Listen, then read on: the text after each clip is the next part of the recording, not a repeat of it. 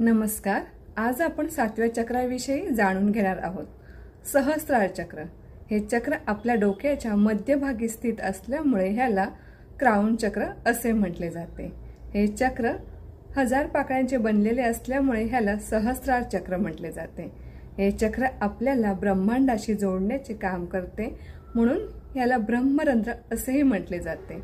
या चक्राचा रंग सफेद किंवा जांभळा मानला जातो। हे चक्र आपल्या शरीराचे उच्चतम चेतना केंद्र आहे। आपण जर मागील 6 चक्र बॅलन्स करण्यात यशस्वी झालो तर हे चक्र अगदी सहजपणे बॅलन्स होऊ लागते। ज्यांचे हे चक्र बॅलन्स झालेले आहे अशी व्यक्ती उच्चतम आध्यात्मिक स्तरावरती स्थित असते। या व्यक्तीमध्ये प्रत्येकाच्या प्रती प्रेम आणि एकात्मतेची भावना असते। सगळ्यांना समजून घेण्याची या व्यक्तीमध्ये शक्ती, अशी व्यक्ती अनंतातील शक्तींशी एकरूप झालेली असते। हे चक्र बॅलन्स होण्याने परमानंदाची अनुभूती होते। इथे आपल्याला एक स्थिर शांततेचा अनुभव होऊ लागतो।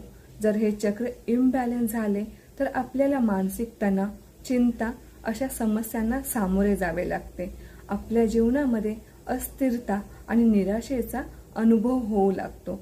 तर हे चक्र कसे बॅलन्स करायचे ते आपण पाहूया पुढच्या व्हिडिओमध्ये। तोपर्यंत थँक्यू।